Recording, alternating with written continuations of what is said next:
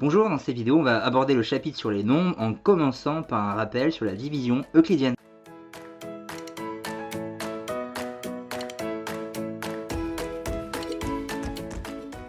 Bon alors déjà, avant de commencer, je précise que dans toute cette fiche sur les nombres, où on va revenir sur des notions déjà connues et d'autres nouvelles, mais globalement, division euclidienne, multiples diviseurs et nombres premiers sont censés être des notions connues, pour certaines du primaire même, et d'autres jusqu'à la cinquième pour les nombres premiers.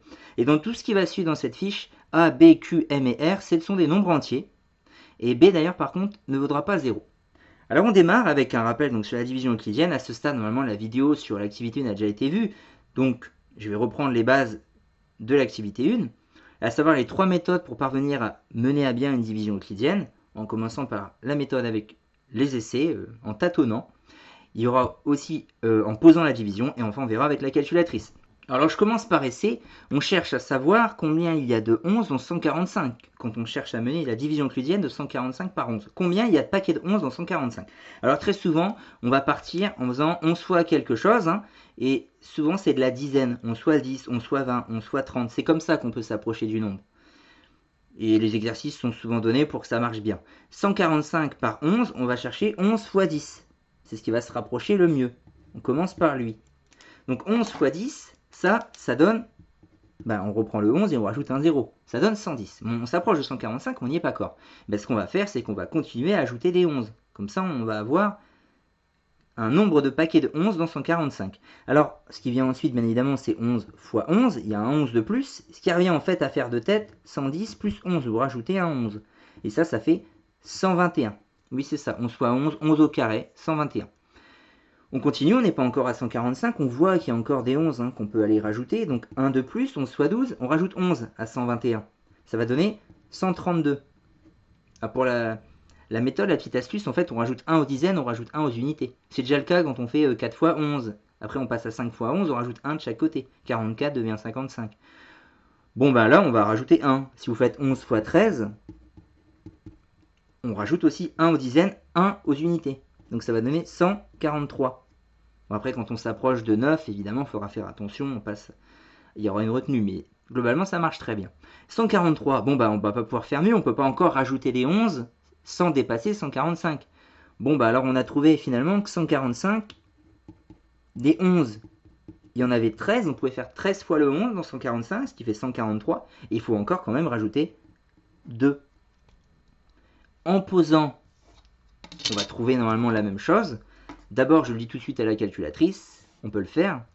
On peut le taper avec la touche qui est là, que je remonte à la calculatrice. On la trouve ici. Alors sur des TI, Texas Instruments, souvent la touche, elle est en secondaire. Elle est plutôt là. Pas à cet endroit-là forcément, mais elle est en secondaire. Sur les Casio, elle est en touche primaire. Il n'y a pas besoin d'aller appuyer sur seconde. Bon, on y a accès directement. 145, division euclidienne 11. On trouve Q pour quotient égale 13 et R égale 2.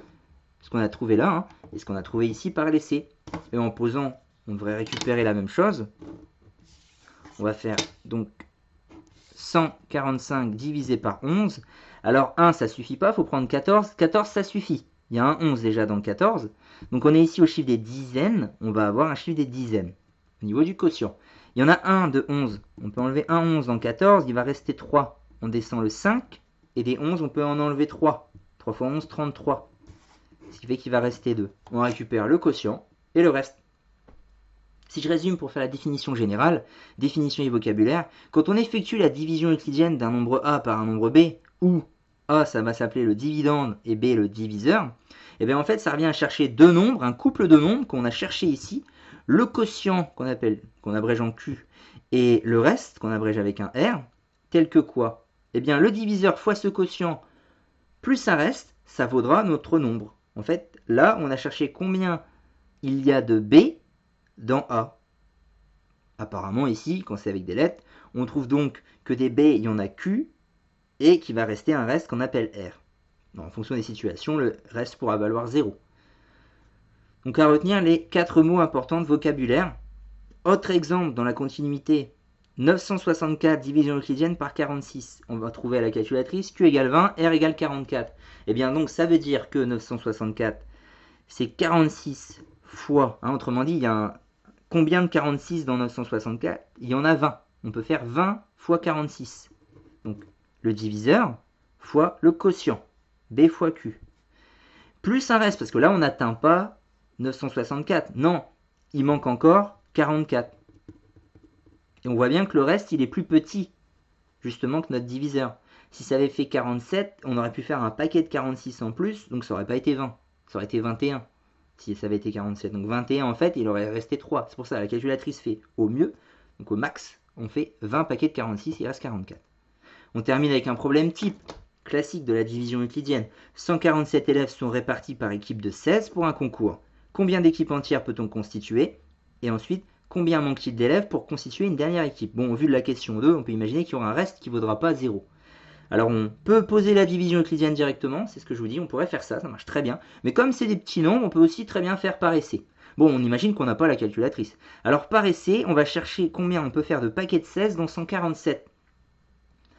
Alors, encore une fois, plutôt du 16 x 10. 16 fois 20, ça sert à rien, on va dépasser largement. 16 x 10. On dépasse déjà, mais ça va nous aider quand même. C'est un bon repère parce que c'est proche de 147. Donc on écrit ça, 16 x 10, ça fait 160. Alors on a dépassé. Donc on ne peut pas faire 10 équipes de 16, ça c'est trop. Mais on peut peut-être faire juste une équipe de moins. Si on fait 16 x 9, 16 x 9, ça revient à faire ça, 160, moins. Mais en fait quoi? Là vous en avez pris 10 des équipes de 16. Si vous en prenez que 9, vous aurez 16 joueurs de moins. Donc 160 moins 16. Vous avez un 16 de moins. Et ça donne 144. Ah, 144 c'est bien en dessous de 147. C'est parfait. Donc ça veut dire concrètement, on vient de trouver le quotient. On peut faire 9 équipes de 16 joueurs. Ça va utiliser 144 joueurs et il va rester 3 joueurs. C'est ce qu'on met. On va mettre déjà que 147, pour bien l'expliciter, c'est 16 x 9 plus, donc ça c'est 144, donc il manque 3. On peut constituer 9 équipes entières et il manque 3 élèves. Ah non, pas 3, pardon, je suis en train de faire une bêtise. Ça c'est ce qui nous reste. Mais nous, on veut savoir ce qu'il faudrait rajouter comme élèves pour faire une dernière équipe, une 10e équipe. On a 3 élèves pour le moment sur le carreau et nous, il nous en faut 16. Donc combien il nous en manque? 16 moins 3, il nous en manque 13. Donc il manque 13 élèves pour une dernière équipe.